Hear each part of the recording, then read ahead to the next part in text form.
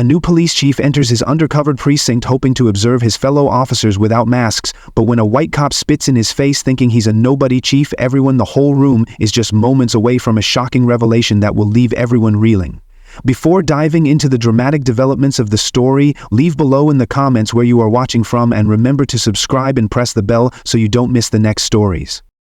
Jacob Carter, a newly appointed black police chief, took an unconventional approach to his first day at the precinct. Wanting an honest look at the department's culture, which had been plagued by allegations of misconduct, he decided to go undercover. Dressed in a plain plaid shirt, worn-out jeans and scuffed sneakers, he looked nothing like a man who had spent 25 years climbing the ranks of law enforcement. His goal was clear: to witness the raw, unfiltered dynamics within the precinct before making his presence officially known.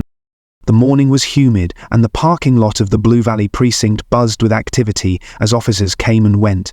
Jacob observed quietly, his baseball cap pulled low to shield his face. His recent appointment had been announced only days earlier, and he had deliberately avoided publicizing his arrival to ensure his anonymity.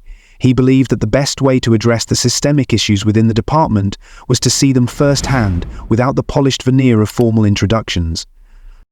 As Jacob stepped into the precinct through a side entrance, the chatter of officers and the sharp aroma of stale coffee greeted him. Groups of officers huddled around desks, exchanging stories or reviewing paperwork. He moved slowly, scanning the room, noting the casual banter and dynamics. No one gave him a second glance, and that was exactly what he wanted. He adjusted the brim of his cap and took a deep breath, bracing himself for what lay ahead. Jacob was determined to confront the deep-seated issues within the precinct, knowing his undercover mission was just the first step in a challenging journey. As Jacob Carter walked through the precinct's bustling corridors, a sharp voice sliced through the air, pulling him out of his observations. "Hey you!" called a white officer with a smug grin, striding confidently toward him. The officer's badge read Daniels. Behind Daniels, a small group of officers leaned against the wall, watching with amused curiosity. Jacob stopped and turned, meeting Daniel's gaze, unsure if he should reveal his identity or let the situation unfold further. "Lost, are we? This isn't a shelter," Daniel said, his tone dripping with disdain. His words landed like a punch, cutting through the hum of conversation around them. Jacob, maintaining his composure, stood silently, observing the officer's demeanor. Daniels took a step closer, his voice rising for effect. "Didn't you hear me? Get out of here! We don't need people like you hanging around." Laughter erupted from the onlookers as Jacob's heart pounded in his chest. He opened his mouth to respond, but before he could utter a word, Daniels leaned in, his face inches away. Then, without warning, he spit directly into Jacob's face. Time seemed to freeze as the warm saliva slid down Jacob's cheek. Around them, the laughter intensified. One officer slapped a table in amusement, while another muttered a crude comment about putting riffraff in their place. Jacob's mind raced, but he stayed calm, refusing to stoop to the hostility being thrown at him. Slowly he reached into his pocket, pulled out a handkerchief, and wiped his face. His deliberate movement silenced the room momentarily, the tension palpable. "Is this how you treat everyone who walks through these doors?" he asked, his voice calm yet firm, cutting through the lingering laughter. Daniel sneered, "Only the ones who don't belong here." More laughter followed, but Jacob didn't react. Instead, he turned and walked down the hallway, leaving the group behind. The officers laughed louder, assuming they'd humiliated a powerless man. Unbeknownst to them, the man they mocked and disrespected was moments away from shattering their illusion of dominance.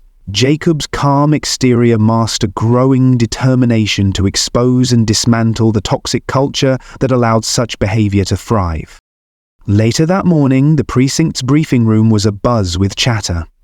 Officers filled the space, some carrying coffee mugs, others laughing over inside jokes.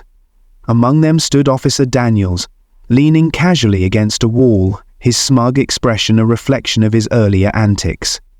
Unnoticed by the group, Jacob Carter entered through a side door, now dressed in professional attire and holding a folder emblazoned with the precinct's official seal. He watched the room quietly, the earlier incident fresh in his mind. At the front of the room, Captain Harris, a stout man with a greying mustache, called for order. "Settle down, everyone. We have an important introduction today." The room grew quiet, curiosity evident on the officers' faces. Harris continued, "As most of you know, Chief Caldwell retired last month. Today, I'm pleased to introduce our new chief, a man with an impressive record and a vision for this department." All eyes turned to the podium as Jacob stepped forward, his measured footsteps commanding attention. The room froze as he placed the folder on the lectern, scanning the crowd with a calm yet piercing gaze. Recognition dawned on Daniels, his smirk disappearing as the color drained from his face. Uneasy murmurs rippled through the room. "Good morning," Jacob began, his voice steady.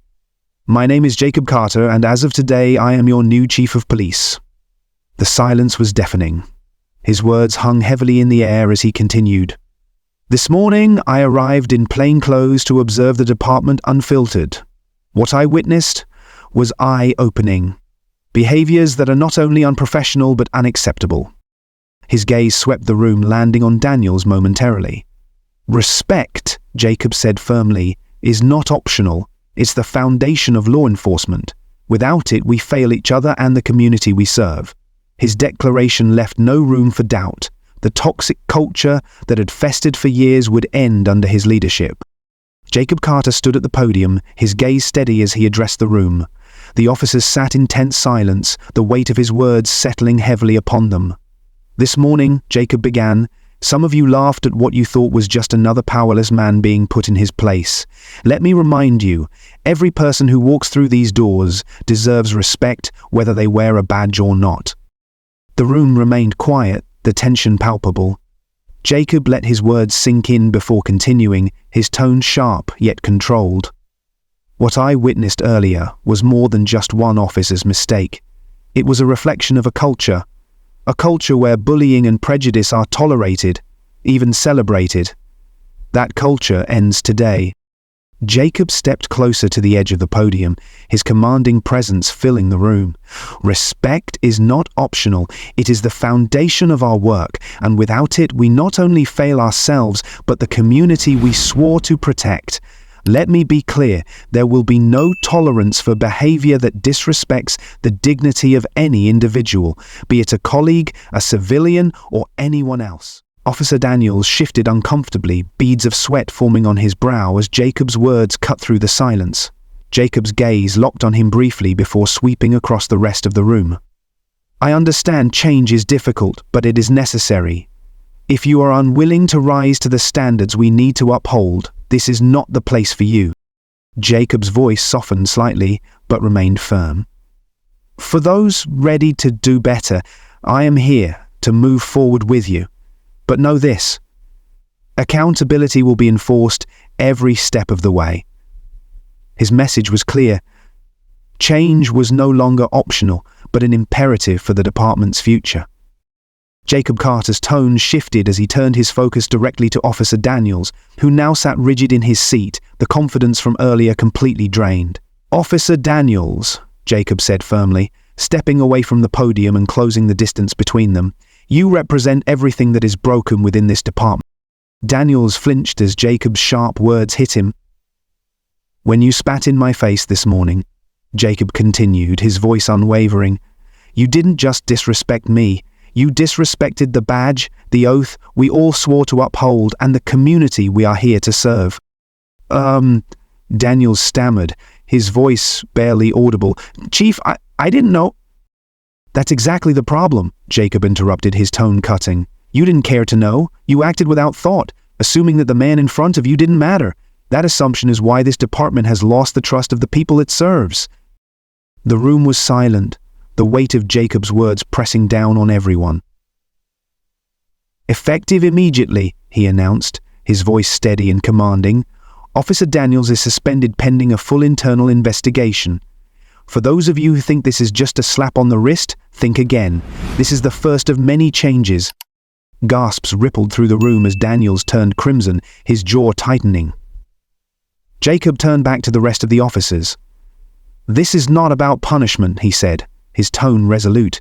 "It's about setting a standard. If you cannot meet it, this is not the place for you." As Jacob returned to the podium, he scanned the room. The days of tolerating misconduct are over. Accountability starts now, and it applies to every single one of us. The message was clear. Systemic change had begun, and there would be no turning back. Jacob Carter wasted no time in taking decisive action after the tense meeting. Back in his office, he instructed Captain Harris to compile a comprehensive review of Officer Daniels' history. "I want everything, complaints, incident reports, disciplinary actions on my desk by tomorrow," he said, his voice firm. Harris, understanding the gravity of the situation, nodded and got to work. By the next morning, the file on Daniels was damning. It detailed a history of complaints, ranging from excessive force to inappropriate comments, most of which had been brushed aside or quietly filed away. The report painted a picture of a man who had operated with impunity, shielded by a culture that tolerated such behavior. Jacob read through each report with growing resolve, his commitment to change solidifying with every page. Daniels, however, was not ready to accept his suspension quietly. He filed an appeal, claiming unfair treatment and arguing that his actions had been misinterpreted. Jacob, unshaken, stood firm. "Accountability isn't optional," he declared during a review meeting. "This department has spent far too long excusing the inexcusable. That ends now." The appeal was swiftly denied, a decision that sent a clear message to the entire department. Misconduct, no matter how deeply ingrained or long ignored, would no longer be overlooked. Daniel's suspension was upheld, and Jacob ensured that his case would serve as a turning point for the precinct. "This isn't about singling out one officer," Jacob emphasized to his leadership team. "It's about dismantling a system that protects bad behavior." The ripple effects of Jacob's actions were immediate. Whispers spread through the precinct as officers realized the old ways of doing things were over. Those who had once laughed at Daniel's antics now avoided him altogether, their unease a reflection of the changing tides. For Jacob, this was just the beginning. He made it a point to walk the halls regularly, greeting officers and establishing his presence as a leader who would not tolerate misconduct. While some resisted the changes, others began to embrace the shift, seeing it as an opportunity to build a better department. Jacob's swift and unwavering actions sent a powerful message. Accountability and integrity were now the cornerstones of the precinct's future. Jacob Carter quickly set to work transforming the precinct's entrenched culture. He emphasized openness, respect, and accountability as the core values under his leadership. To reinforce this, he made his presence known, walking the halls daily, greeting officers, and observing their interactions. His leadership style was clear, approachable but firm, ensuring that everyone understood the new expectations. Some officers embraced the changes, seeing them as an opportunity to improve both the department and their relationships with the community. Younger officers like Officer Reyes began to speak up, admitting to past complacency and expressing a desire to do better. "I was afraid to stand out," Reyes confessed to Jacob one day, "but I want to be part of the change." Jacob's response was encouraging yet firm. "It starts with you," he said. "Accountability begins within." However, not everyone welcomed the shift. Some officers resisted, clinging to old habits and resenting the disruption to their familiar routines. Daniels, still suspended, became a symbol of the tension between the department's past and its future. His supporters grumbled quietly, though none dared to voice their complaints openly. Despite the resistance, Jacob remained resolute. Every small step, an officer rethinking their actions or a recruit speaking up, signaled progress. Jacob understood that true reform would take time, but he was determined to see it through. Jacob Carter took deliberate steps to rebuild trust with the community, attending local events and engaging directly with residents. At one gathering, a young boy hesitantly approached him, asking, "Are you really the chief?" Jacob knelt to meet his gaze, listening as the boy shared his father's belief that the police didn't care about their community. With a kind smile, Jacob replied, "I can't change the past, but I promise we're working to do better. If you ever need help, you come find me." The boy's shy smile affirmed Jacob's mission. By the end of his first year, Jacob Carter's leadership had sparked a noticeable transformation in the precinct.